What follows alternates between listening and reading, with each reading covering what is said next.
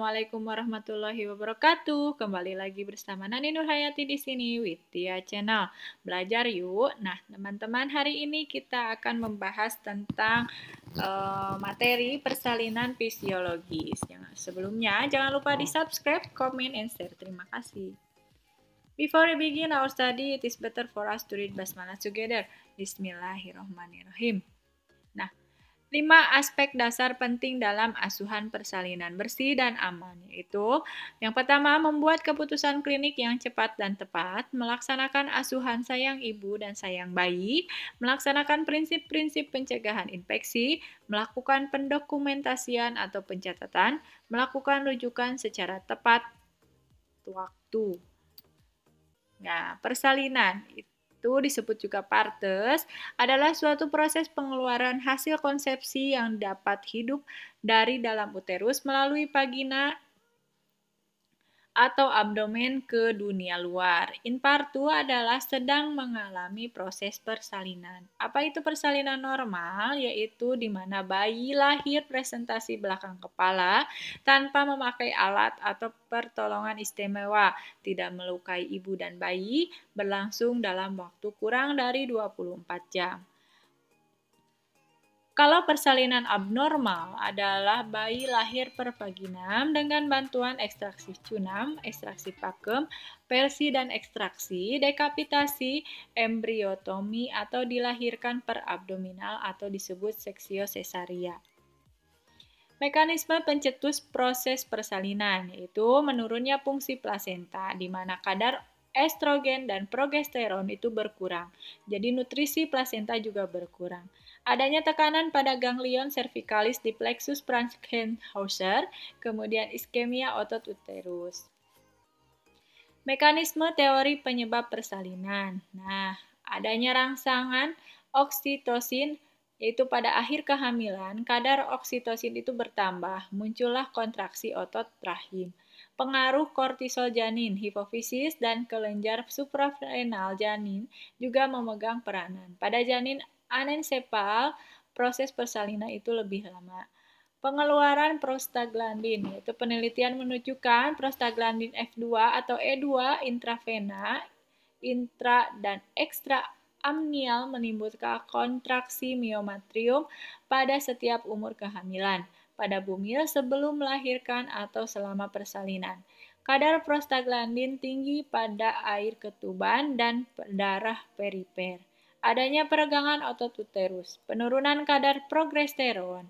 Progesteron menimbulkan relaksasi otot-otot uterus, sebaliknya estrogen meninggikan keregangan otot rahim. Selama kehamilan, terdapat keseimbangan antara kadar progesteron dan estrogen di dalam darah. Tetapi pada akhir kehamilan, kadar progesteron itu menurun sehingga menimbulkan HIS.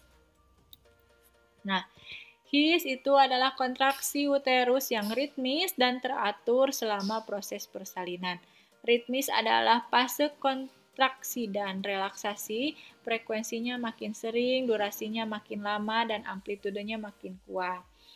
Kalau teratur itu simetris antara kanan dan kiri, yaitu merata, dominansi fundus ya. Nyeri saat persalinan itu iskema dalam korpus uteri diteruskan melalui plexus hypogastricus ke susunan saraf pusat, peregangan vagina, jaringan dalam panggul, dan peritoneum, keadaan mental ibu. Nah, faktor-faktor yang berperan ada power, passage, dan passenger. Power itu adalah kekuatan HIS dan kekuatan mengejan. Kalau passage itu jalan lahir lunak ataupun keras ya. Passenger itu dari janinnya, apa dia posisinya, apa dia ukuran janinnya ya. Jadi ada 3, power, passage, dan passenger. Power itu HIS, kekuatan kita, kekuatan mengejan, kemudian passage itu jalan lahir, dan passenger itu janinnya ya.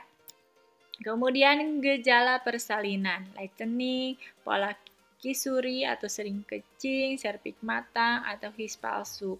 His palsu itu 3-4 minggu sebelum persalinan biasanya ada ya. Nyeri perut bagian bawah, tidak teratur, pendek, tidak berpengaruh pada serviks. Nah, itu dinamakan his palsu.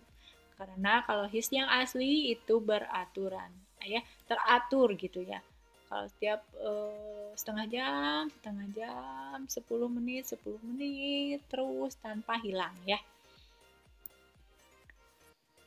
Lanjut tanda persalinan. Tanda-tanda persalinan itu adanya his, yaitu nyeri melingkar teratur, makin lama makin sering, di bawah berjalan semakin kuat, serviksnya mendatar kemudian membuka. Adanya bloody soul dan ketuban pecah. Kemudian kala dalam persalinan ada 4, yaitu kala 1, kala 1 yaitu kala pembukaan, di mana serviks membuka sampai diameter 10 cm. Kala 2, kala pengeluaran, yaitu mulai pembukaan lengkap sampai bayi lahir. Kala 3, yaitu kala uri, plasenta terlepas dan dilahirkan. Kala 4, mulai dari plasenta lahir sampai 2 jam setelah lahir. Kala 1 pembukaan, ada fase laten dan fase aktif, di mana fase laten pembukaan mencapai 3 cm. Itu berlangsung sekitar 8 jam. Kalau fase aktif ada 3. Nah, ini sering dipertanyakan ya, sering keluar. Yang pertama, fase akselerasi, yaitu pembukaan mencapai 3-4 dalam 2 jam. Kemudian fase dilatasi maksimal dari 4-9, itu dalam 2 jam. Kemudian fase deselerasi, pembukaan mencapai 9 sampai lengkap dalam 2 jam. Jadi fasenya apa saja dalam fase aktif? Akselerasi, dilatasi maksimal, dan deselerasi ya. Kalau deselerasi, pembukaan dari 9 sampai lengkap ya. Lanjut, asuhan sayang ibu pada kala 1, yaitu memberi dukungan emosional, membantu pengaturan posisi ibu, memberikan cairan dan nutrisi, keleluasan melakukan mobilisasi dan pencegahan infeksi. Nah, penggunaan partograf, di sini ada halaman pertama partograf ya. Kondisi normal atau mulai ada penyulit. Keputusan klinik dengan cepat dan tepat. Pencatatan pada partograf dimulai pada saat proses persalinan masuk dalam fase aktif ya. Dari pembukaan lebih dari 4 cm. His kurang dari 3 kali dalam 10 menit dan lamanya kurang dari 40 detik. Halaman luar mencatat kondisi janin, itu DJJ yang ini, kemudian warna air ketuban di sini, penyusupan molase, kemajuan persalinan itu termasuk dalam pembukaan, penurunan kepala dan kontraksi yang ini berarti ya. Kemudian keadaan umum ibu, keadaan umum itu dari tensi nadi, suhu urin ya, makan minum gitu ya. Ini partograf. Ini halaman belakangnya ya. Ada pemantauan persalinan kala 4, 2 jam postpartum. Nah, peristiwa pada kala 1 itu pengeluaran lendir darah atau bloody show, ostium uteri internum terbuka sehingga serviks itu menipis dan mendatar. Ketuban pecah sendiri. Waktu kala 1 primigravida kurang lebih 13 jam, multipara kurang lebih 7 jam. Nah, ini untuk penurunan kepala ya, perlimaan. Nah, kalau kita meraba di atas simpisis masih teraba 5/5 berarti sama sekali di atas panggul, belum masuk ya.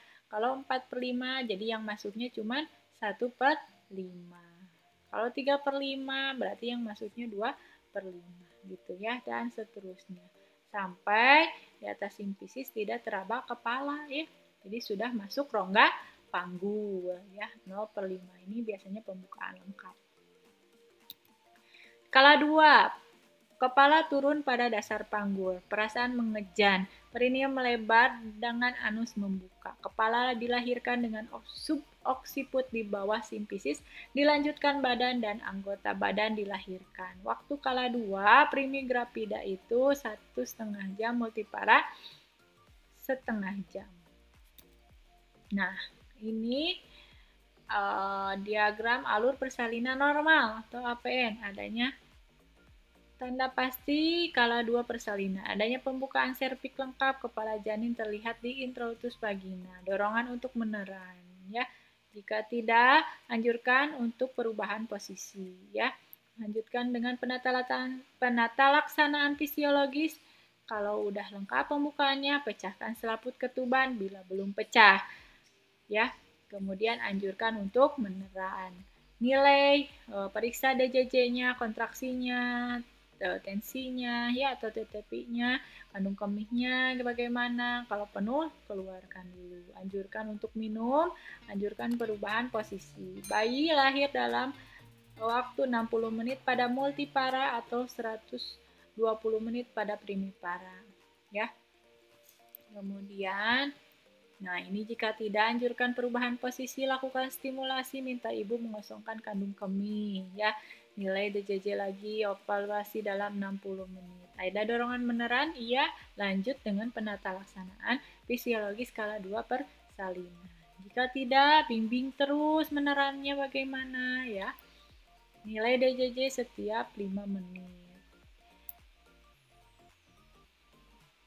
Kemudian, bayi lahir dalam waktu 60 menit atau kelahiran bayi akan segera terjadi. Ya, jika tidak lahir ya rujuk. Kalau misalkan sudah lahir, lakukan lagi manajemen aktif kala 3 dan asuhan bayi baru lahir. Nah, untuk 60 langkah APN ini, ya, yang pertama tanda gejala kala 2 doran teknus perjol pulka, ya, dorongan meneran, tekanan anus, perineum menjonjol dan pulpa membuka. Kemudian siap alat, siapkan diri, gitu ya.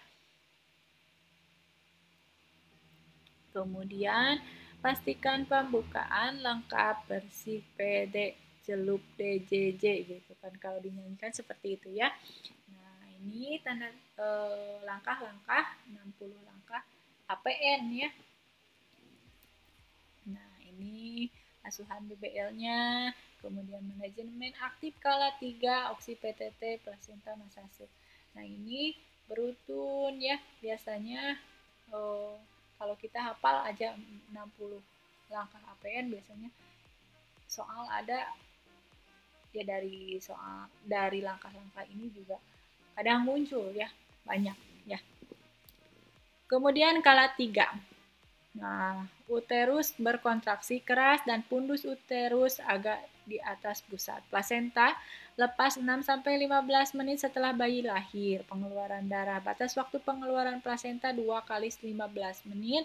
Lepasnya plasenta sudah diperkirakan dengan memperhatikan tanda-tanda uterus menjadi bundar, uterus mendorong ke atas karena plasenta dilepas ke segmen bawah rahim. Tali pusat bertambah panjang, terjadi perdarahan. Melahirkan plasenta dilakukan dengan dorongan ringan secara crank pada pundus uteri.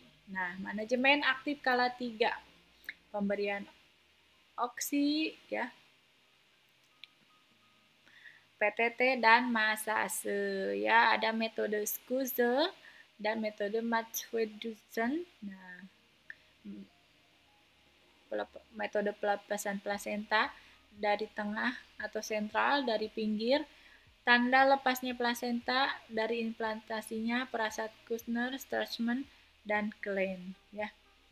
Kemudian keuntungan manajemen aktif kala 3. Persalinan kala 3 lebih singkat, mengurangi jumlah kehilangan darah, mengurangi angka kejadian retensio plasenta. Jangan meninggalkan ibu dalam 2 jam pertama pasca persalinan. Seorang ibu dapat meninggal akibat atonia uteri atau perdarahan dan shock hipovolemik. Penilaian dan penata laksanaan yang cermat selama kala 3 dan 4 persalinan dapat menghindari ibu dari komplikasi berat dan kematian. Nah, di kala 4, masa observasi setelah persalinan berakhir dalam waktu 2 jam. Observasi dalam hal apa aja? Dalam kontraksi uterusnya, dalam perdarahannya, kandung kemih, jahitan luka, ya. Nah, asuhan dan pemantauan kala 4. Apa yang dilakukan? Lakukan masase uterus, ajarkan ibu dan keluarga bagaimana menilai kontraksi, minta anggota keluarga untuk memeluk bayi, jangan gunakan gurita atau bebat perut selama 2 jam pertama pasca persalinan. Jika kandung kemihnya penuh, bantu ibu mengosongkan kandung kemihnya. Kemudian dokumentasikan seluruh hasil pemeriksaan ya. Untuk wanita yang baru pertama kali hamil, itu merasakan gerakan janin mendekati usia 25 minggu atau 6 bulan. Sedangkan pada kehamilan kedua, gerakan janin biasanya mulai ketika 18 minggu. Namun rata-rata ibu hamil merasakan gerakan janinnya pada rentang usia 13 sampai 25 minggu ya. Ya, idealnya gerakan janin itu disebut normal apabila merasakan setidaknya 10 gerakan dalam 2 jam. Ibu hamil diminta untuk terus memantau gerakan janinnya yang bisa dimulai dari jam 9 hingga jam 9 malam. Bila ibu hamil mendapati janinnya sudah bergerak lebih dari 10 kali dalam rentang waktu tersebut ya, dari jam 9 pagi sampai 9 malam, itu sudah cukup. Gerakan utama janin pada saat proses persalinan: masuk ke PAP, pintu atas panggul, turun ke rongga panggul, kemudian fleksi, putaran paksi dalam, ekstensi, putaran paksi luar, nipas atau porperium, masa sesudah persalinan yang diperlukan untuk pulihnya kembali alat kandungan, namanya 6 minggu. Perubahan yang terjadi itu involusi rahim, involusi tempat insersi plasenta, perubahan pembuluh darah rahim, perubahan serviks, perubahan saluran kencing, perubahan dinding perut. Involusi rahim itu bertahan dalam 42 hari. Berat uterusnya 1000 gram menjadi 50 gram.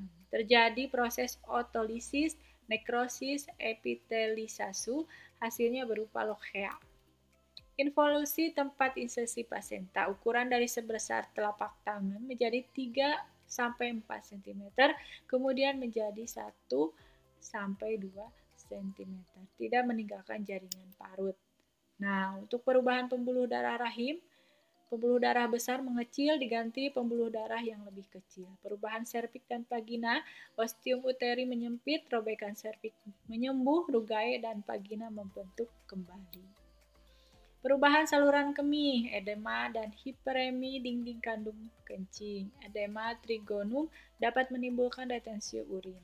Sensitivitas berkurang menimbulkan residual, urin berpotensi terjadi infeksi. Perubahan dinding perut yang longgar akan pulih dalam 6 minggu. Yang perlu diperhatikan pada masa nipas adalah suhu tubuh, lochea, produksi urin, laboratorium darah, dan penurunan berat badan. Ya. Adapun demam lebih dari 38 Celcius fisiologis terjadi dalam 24 jam pertama. Kalau patologis terjadi 2-10 hari postpartum. Lochea, sekret vagina berisi eritrosit, potongan desi-2, epitel, dan bakteri. Urin hari kedua terjadi poliuri minggu ke-1. Bila reduksi positif, laktosasi. Bila terjadi partus lama, akan terjadi acetonuria atau kelaparan. Darah leukositosis sampai dengan 30.000 per milimeter kubik selama dan sesudah persalinan. Trombositosis akhir minggu pertama kembali ke normal. Berat badan 6 minggu postpartum mencapai BB sebelum hamil. Penurunan berat badan 2,5 kg mengalami diuresis. Perawatan masa nipas itu ambulasi dini, diet kalori tinggi protein, suhu miksi setelah 8 jam diuresis tidak ada, hati-hati retensi urin ya. Kemudian defekasi sulit BAB karena ibu takut mengejar. Puting susu sebelum dan sesudah menyusui dibersihkan. Kemudian perhatikan juga hygiene, pulpa hygiene ya. Lama perawatan masa nipas, bila tidak ada komplikasi 2 hari boleh pulang. Kalau SC atau seksio cesaria tanpa komplikasi 3-4 hari boleh pulang. Memberikan penjelasan agar kembali bila demam, perdarahan, atau uding kaki atau ada penyulit yang lain. Ambulasi dini, ibu bimbing untuk berjalan dalam 6 jam postpartum. Keuntungannya, penderita merasa lebih sehat, fungsi paal usus dan kandung kencing juga baik. Ibu lebih memungkinkan merawat anaknya dan lebih hemat. kontraindikasi anemi, penyakit jantung, dan demam. Oke, sekian tentang persalinan fisiologis. Ya, jangan lupa di-subscribe. Mohon maaf bila banyak kekurangan, kelebihannya dari Allah Subhanahu wa Ta'ala. Kita lanjut nanti di materi selanjutnya. Terima kasih. Wabillahi taufiq wal hidayah. Wassalamualaikum warahmatullahi wabarakatuh.